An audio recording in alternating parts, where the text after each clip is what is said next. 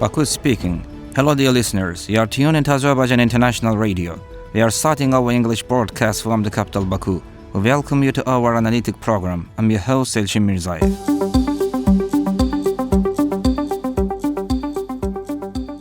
If Armenia is indeed interested in the opening of communications in the region, it should not evade its responsibilities. The trilateral statement signed on November 10, 2020 clearly outlines Armenia's obligations as the capitulating country. One of these obligations is the opening of communications and the Zengezur corridor in the region. Considering the corridor's regional and international significance, it is acknowledged that influential countries worldwide also support its creation. Azerbaijan, in turn, is taking practical steps towards opening the Zengezur corridor. During a transport-focused consultation on January 28th, President İlham Aliyev stated that Azerbaijan had initiated the Zengezur corridor project after our victory in the Second Karabakh War. This issue has been elevated to the international agenda and lexicon, and today the Zengezur corridor is an accepted expression and term globally. Of course, we are taking practical steps towards opening this corridor. The operation of the Zengezur corridor is essential not only for the development of economic, commercial and related issues, but also for ensuring sustained peace in the region overall. To be specific, discussing stable peace in the South Caucasus without the opening of the Zengezur corridor is not worthwhile. Yet, despite knowing this fact, Armenia continues to neglect its obligations under the trilateral statement by obstructing the corridor's opening.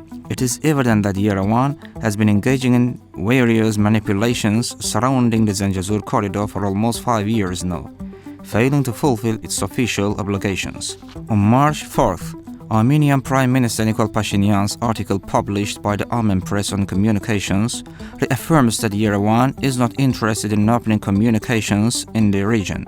In the article, Pashinyan unilaterally claims that Armenia did not undertake any obligations regarding the opening of communications, unlike Azerbaijan, which is ready to open transport communication lines.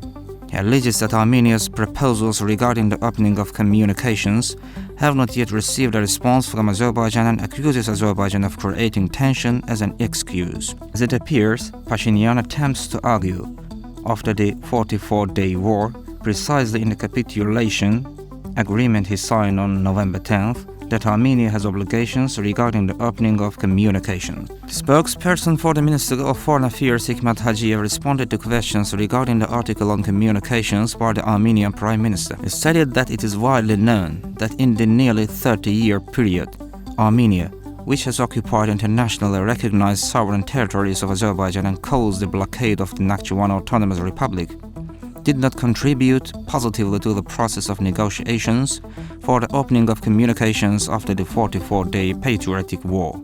Although Armenia acknowledges the written commitments and agreements regarding the opening of communications connecting western regions of Azerbaijan with Nakhchivan, it has yet to fulfill them. Overall, Armenia's proposals regarding the opening of communications are insignificant, challenging to implement, and practically aim to divert attention from and evade its obligations. If Armenia is indeed interested in the opening of communications in the region, it should not evade its responsibilities and must take practical steps towards opening communications in line with the new realities in the region. In short, Yerevan clearly does not want lasting peace in the region. Therefore, it creates various obstacles to the opening of communications and the Zengezur corridor. However, to use President İlham Aliyev's words, Armenia should fulfill its obligations and provide unimpeded passage from Azerbaijan to Azerbaijan by fulfilling its obligations. Otherwise, it will only harm itself again because Armenia's alternative proposed projects are worthless without Azerbaijan's participation.